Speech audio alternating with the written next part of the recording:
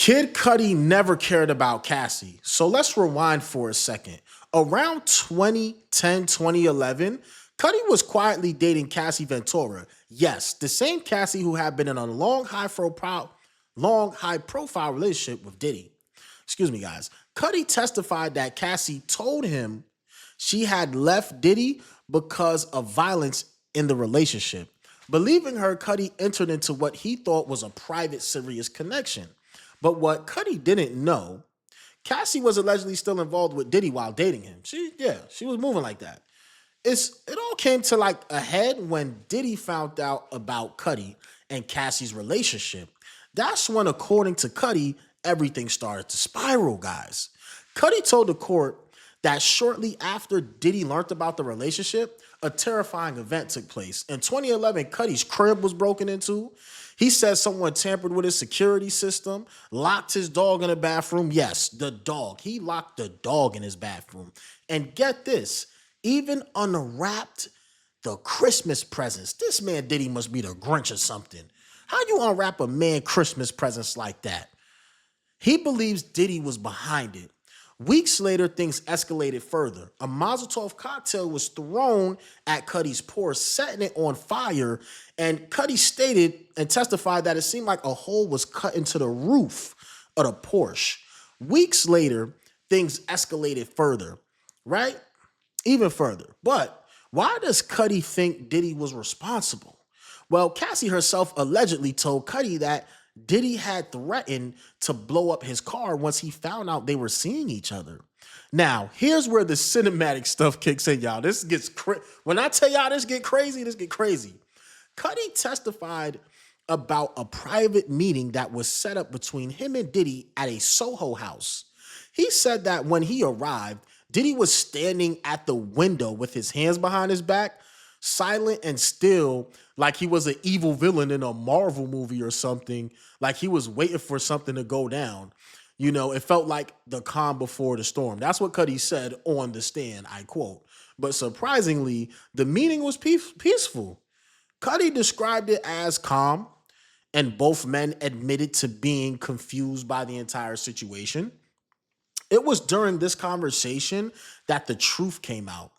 Cassie had been seeing them both. Diddy, right? Diddy and Cudi both realized that Cassie wasn't being honest. Brian Steele, Diddy's attorney, ex-attorney of Young Thug, who was on a famous YSL case, drove this home during a cross-examination, saying Cassie, excuse me, y'all. Sorry. Cassie was living a double life. Cudi did not push back when Brian asked him that question. Cudi actually agreed. He even said that looking back, Cassie played both of us. Cudi said that on his stand. Now, I'm not sure how that helps Cassie, but to me, it fuels my point that Cudi does not care about Cassie. Cudi is really, really just doing this to get back at Kanye because Kanye has been supporting Diddy. I don't know if y'all remember, Kanye did a Sean John, which is Diddy's clothing line, Yeezy collab, but it got taken down through all his slurs he was saying on the internet. But let's keep it going though.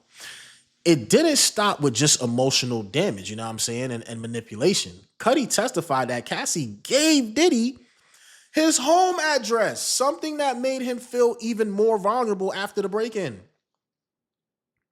So you're telling us that Cassie gave the abuser, the scary boogeyman, Cudi's address to do all these things to Kid Cudi. Break into his home, lock his dog in the bathroom, set his car on fire. To make things more twisted, though, Cassie's mother and other witnesses claimed that Diddy even tried to charge Cassie's family $20,000 for damages related to her relationship with Cudi. That's how far Diddy's control allegedly went. It paints a dark picture. Cassie caught between two powerful men, telling each of them different stories, and in the end, dragging them both into chaos. Whether she was a victim of Diddy's abuse, a master manipulator, or something in between, that's up for the jury to decide. But what's clear is both Diddy and Cudi got played, right? You know, now, you know what I'm saying, the vibes done shifted a little bit. I hope y'all following me, man. Let's keep it going, though. Cudi said he was hurt when he found out about Cassidy when he found out about Cassie going back to Diddy, right? So that means that boy had his feelings involved. He had believed she left him for good. And when the car went up in flames, when the gifts were unwrapped, when his dog was locked up, he saw it all as fallout from a relationship he thought was real. This wasn't just a love triangle. It's a collision of fame, power, jealousy, and emotional manipulation. And the courtroom heard it all, raw and unfiltered. Now, if you ever have been in a relationship and your partner was in a whole nother relationship with somebody else, that could actually hurts, man. That's not fun. Think about that. You know what I'm saying? I'm not trying to make Cassie the villain, but just think about that. So what happens next? Diddy is facing serious charges of trafficking, racketeering, and more. Cudi's testimony might not be the smoking gun, but it shows how deep the damage goes.